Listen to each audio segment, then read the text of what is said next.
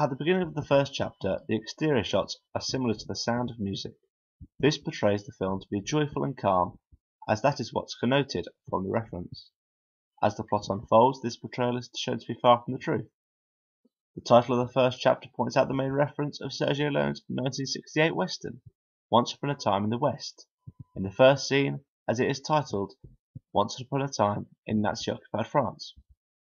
The interior of the house is designed to look similar to the town setting in Once Upon a Time in the West. The western reference is also backed up with a soundtrack by Ennio Morricone, who composed the music for a lot of Sergio Leone's films.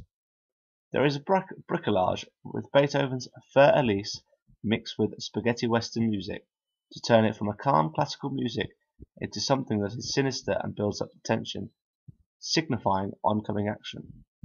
The plot is also similar because in both films a family is massacred in this scene. We see Colonel Lander smoking a calabash pipe when talking to the man who is hiding the Jews. This is a reference to Sherlock Holmes, as it is a typical stereotype to draw upon. It also suggests the fact that Lander's character has solved the case of hiding the family and is a detective for the Nazis. Either way, it looks out of place in this period of history, but is seen as a cultural norm which actually is false. The second chapter, Inglourious Basterds, references the 1960s American war film The Dirty Dozen, both in the plot and the scenery. It is also similar in plot, with recruits being given a mission to assassinate Nazis. In Inglourious Basterds, Jewish soldiers are being recruited rather than convicted murderers like The Dirty Dozen. The setting for the introduction of the assassins is similar looking, both using a courtyard.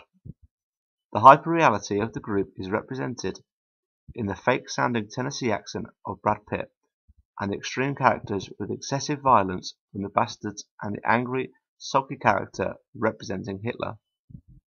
The characters are exaggerated to make it obvious to the audience that it is not a true representation of what happened.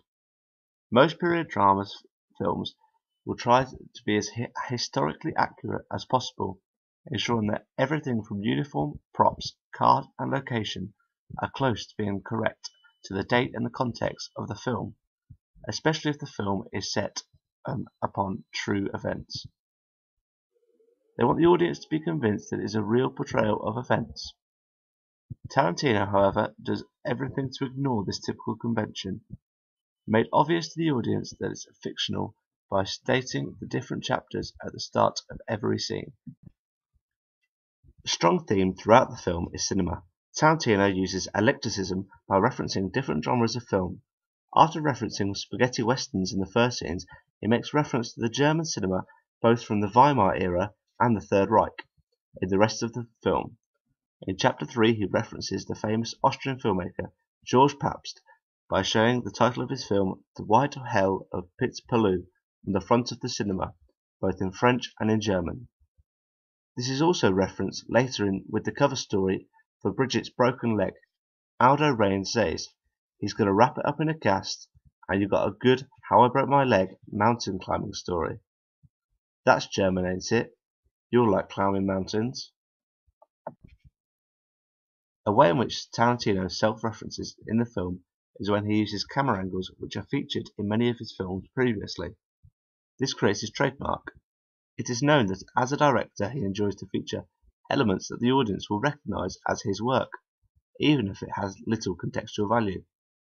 The shot from the victim's point of view up to his or her attackers is also seen in Pulp Fiction, Jackie Brown, Kill Bill, and Death Proof. Inglourious Basterds ends with another boot shot from Lander's point of view, with Raines' last lines as, "This might just be my masterpiece." A self-satisfied line which makes it clear that Tarantino is pleased with the film, which took him about 10 years to develop. In the third scene there is a self-referencing aspect where the action cuts to a voiceover explaining the character of Hugo Stiglitz. The font is a Tarantino-style drop shadow in yellow and black like other words of his work, for example Jackie Brown title. The voiceover is explained by Samuel L. Jackson, who starred in Pulp Fiction and Jackie Brown. This is an example of hyperreality within the film because the narrator, who has nothing to do with the action, is explaining more about the story, like in a book where the author sets the scene, introduces the characters, then develops the action. As well as being self-referencing, it's another example of how Tarantino is aware that it's not real and is letting the audience know.